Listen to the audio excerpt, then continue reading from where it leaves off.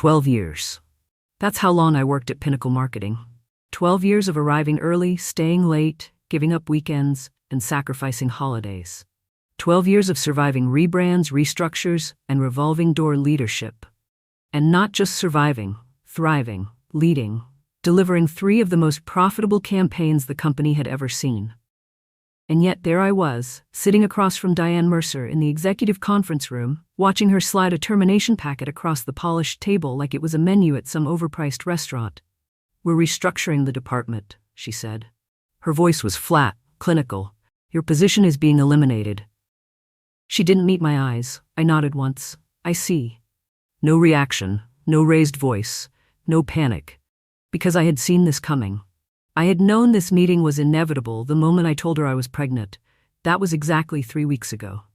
I had walked into her office, carefully prepared with timelines, a 6-month plan for my transition, and a strategy to train someone during my leave. I was proud of it. Responsible, thoughtful, professional. Like everything else I'd ever done for this company. But Diane had barely glanced at the paper. She gave me that tight corporate smile, the one that says "how inconvenient," and muttered something about timelines being tight. After that, everything changed. The invitations to key meetings dried up. I stopped getting CC'd on important client emails. The project I had led for months was reassigned to someone else with no explanation. And then came the whispers. "Jessica's not focused. Jessica might not come back after leave. Maybe we need someone with more long-term flexibility." So no, I wasn't surprised when I saw the calendar invite titled HR Discussion, 9:30 a.m. I just made sure my phone was fully charged before I walked into the room. The conversation was short, efficient. Diane didn't bother dressing it up. No gold watch, no thank you for your service. Just a restructure and a packet. The HR rep sat 2 seats down, lips pressed thin, saying nothing. I signed where they told me to sign, and then I stood, gathered my things, and walked out of that glass box like someone leaving a crime scene, quiet, composed, evidence in hand. What Diane didn't know was that I'd been documenting everything for months. It had started innocently. I recorded meetings on my phone for project details, client objectives, campaign adjustments, vendor notes. But then I started noticing a pattern. 2 coworkers, both women, both high performers, let go within a few weeks of announcing pregnancies. Rumors, strange timing. No paper trail. So I became deliberate. I recorded every one-on-one with Diane, every HR check-in, every off-the-record conversation. I backed up every email thread. I forwarded anything even remotely suspicious to my personal account. I kept copies of performance reviews that clearly stated I was exceeding expectations.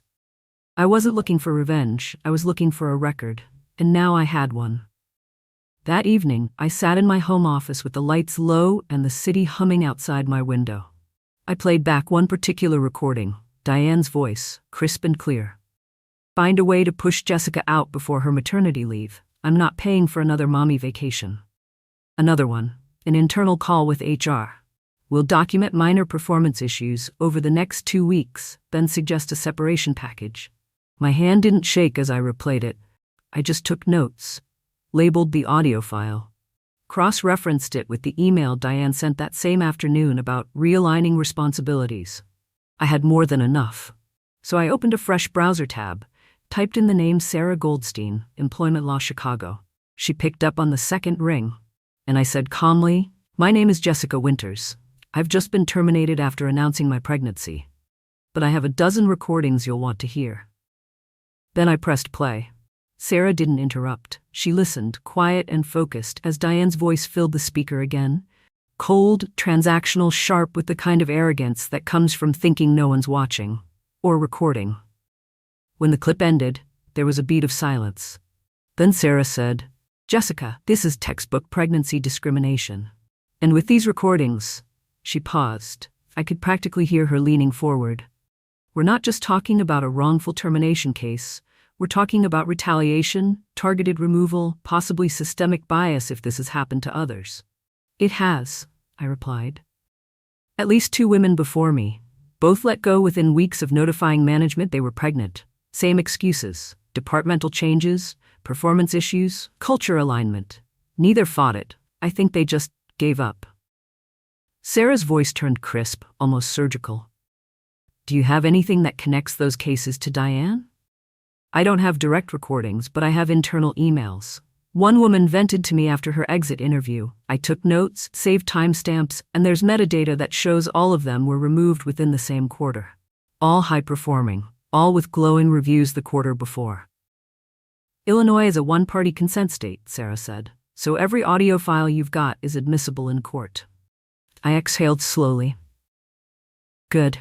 We set a meeting for the next morning. I sent over every file, voice memos, emails, project handoffs, calendar logs. She combed through them like a surgeon with a scalpel, zeroing in on patterns. She told me what to redact, what to preserve, what to duplicate and secure. She pulled copies of Pinnacle's employee handbook, maternity policies, and equal opportunity statements. I watched her build the legal side while I built the timeline, month by month, showing the shift from praise to erasure. It was strange how calm I felt through all of it. Like the fear had already passed. Like I'd been bracing for a storm that never came because I built my house on concrete. 2 days later, a letter was hand-delivered to Pinnacle's legal department. Sarah sent a copy to Diane's executive assistant and HR director as a courtesy. It included a draft complaint, a summary of evidence, and a clear warning. Settle this or we go public, with full documentation and witness depositions. The next morning, my phone rang. Block number. I picked up. Jessica, it was Diane's assistant. Her voice was tight, panicked. Miss Mercer would like to meet with you immediately to revisit your separation package. She feels there may have been some miscommunication. I let the silence stretch for just a beat. I'm happy to meet, I said. But my attorney will be joining, and this time, I'll be the one recording. We met 2 days later in the same conference room where I'd been fired. Only this time, I didn't walk in alone. Sarah walked beside me. Tailored navy blazer, leather briefcase, calm eyes that didn't blink. She said very little on the elevator ride up, but her presence was louder than any speech I could have given. She didn't need to rehearse. The evidence we carried spoke for itself. Diane was already seated when we entered, flanked by Pinnacle's in-house counsel and a new HR rep I didn't recognize. She looked tired. Her hair, usually ironed and crisp, had a slight wave like she hadn't bothered that morning. Her mouth moved into something vaguely resembling a smile when she saw me. Jessica, she began, standing halfway, thank you for coming. I didn't shake her hand. Sarah placed a slim black folder on the table and clicked open her pen. Let's make one thing clear, she said. We're here to resolve this quietly, but we're prepared to go public if necessary. Diane sat back down.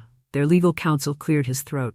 We'd like to revisit the terms of Miss Winter's separation with the understanding that some internal communications may have been misunderstood. I raised an eyebrow.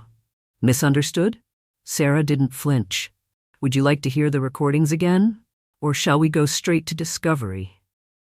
He blanched slightly. Diane interjected. Look, I don't want this to become a circus. Jessica, we appreciate everything you've done for this company. 12 years of loyalty, we don't take that lightly. I tilted my head. You took it lightly enough to fire me the minute I became legally inconvenient. The HR woman shifted in her seat.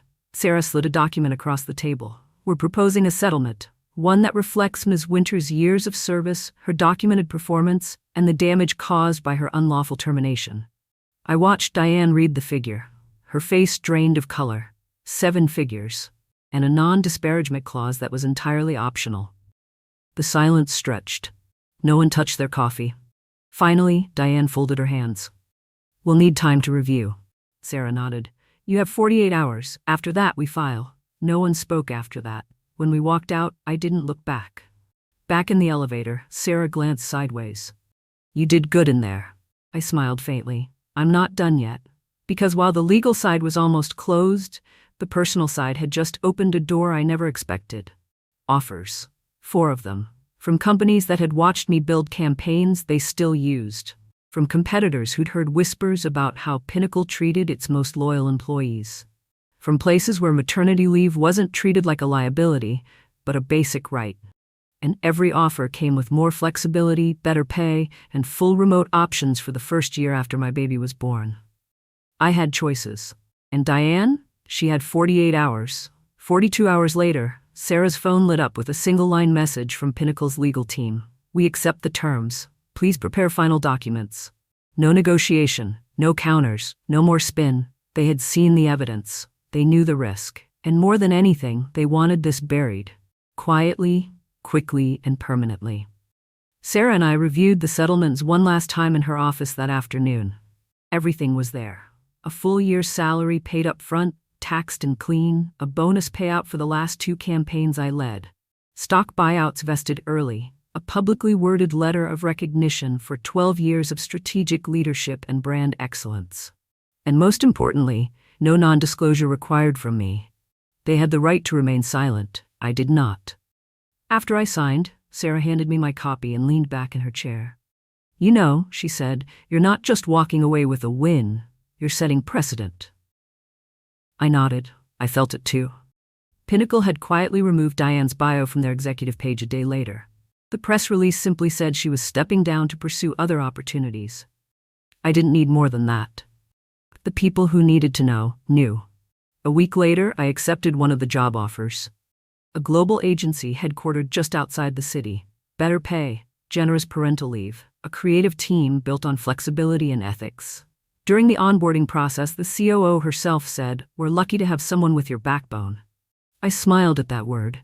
Not portfolio, not experience, but backbone, because that's what it really came down to. You can build brands, lead teams, save million-dollar contracts, but in a room where someone sees you as a risk for being pregnant, none of that will matter unless you're willing to push back. And not just loudly, strategically. The weekend before I started my new job, I stood in what would become the nursery. There were no shelves yet, no crib, just sunlight through the window and quiet possibility. And I felt something I hadn't felt since that moment. Diane slid the termination papers across the table. Stillness. Not fear, not anger. Just this deep, anchored sense that I had taken my power back, not by shouting, but by listening, recording, and knowing exactly when to hit play. 3 weeks into my new role, I got an email from a former colleague at Pinnacle. Subject line, "Thank you." It was short, just a few lines. "I heard what you did. I was one of the women before you. I didn't know how to fight it, but watching you push back made me feel like maybe I wasn't crazy after all." I stared at the screen longer than I expected. It hit me in a way the settlement never did, in a way no promotion, bonus, or press release could. Because this quiet acknowledgement from someone who had walked the same invisible line, was the real reason I had recorded those meetings. Not for revenge, not even for justice, but to make sure the next woman didn't have to feel alone while trying to carry both a career and a child. After that, the messages kept coming. 2 former interns, a woman in accounting, even a junior strategist I barely knew had messaged me on LinkedIn. They all said the same thing, in different words. "You did what we couldn't. You made it stop." I started keeping their notes in a private folder labeled Voices. Because in the moments when I questioned if I had overreacted, if I had pushed too hard, if I had made it too public, I would open that folder and remember. I wasn't just defending myself. I was defending a culture that had quietly normalized erasing women the second we became inconvenient. And I wasn't sorry for shaking that. The best part? I didn't need to chase down speaking gigs or become a viral figure. I didn't want to be the face of anything. I wanted to be the reminder that doing the right thing doesn't require shouting. Sometimes it just takes preparation. Sometimes it's a voice memo, saved in a cloud folder, labeled Q3 Review Call Mercer. And sometimes it's the quiet resolve to hit record when everyone else assumes you won't. That's the real kind of power, the kind they never see coming. 6 months later, my daughter was born on a crisp October morning. She came into the world with a full head of dark hair and lungs strong enough to silence an entire delivery ward. The nurses laughed and called her the tiny CEO. I held her against my chest and thought, she will never beg for permission to exist. My new company gave me 5 months of paid leave. No questions, no backhanded comments, no "let's discuss transition plans" emails at 2 a.m. My manager sent me flowers with a handwritten note. "We can't wait to meet her, but for now, just be a mom. We've got things covered." It felt surreal, not because they were doing anything extraordinary, but because it was the first time I realized how abnormal my old workplace truly was. Every week during leave, someone from the team would check in, not to ask when I was coming back, but to send photos of the office Halloween pay or updates on a campaign, or just, "We miss you" notes. One day I opened a Slack message from my replacement. She'd included a Google Doc titled "Things Jessica Made Easier for Everyone," with a list of processes I had streamlined, systems I'd implemented, and client relationships she now relied on. No envy, just respect. That alone was worth more than any 7-figure settlement. On my daughter's 2-month checkup day, I took her for a walk in the park. It was breezy but sunny, and I stopped near the edge of the lake, watching a pair of toddlers toss pebbles into the water while their mom stood behind them, quietly alert, hands tucked into her coat. I found myself thinking of all the women who came before me. The ones who never had evidence. The ones who cried in silence and packed up their desks because they were told it's not personal, it's business. It was always personal. The betrayal. The dismissal. The subtle suggestion that motherhood was a burden and ambition had an expiration date. But now I knew better. Now I had proof. Proof that a well-documented case can make a Goliath fall. Proof that one woman's quiet resistance can ripple into other women's courage. Proof that you can be strong, strategic, soft, and pregnant, and still walk away with your dignity fully intact. I looked down at my daughter, asleep in her stroller, fingers curled like tiny commas, and I whispered, "You will never be told to shrink. Not in this house, not in this heart, and not in the world I'm building for both of us." A year later, I stood in front of a room full of women, some in suits, some in sneakers, some cradling babies on their hips, and told them the story.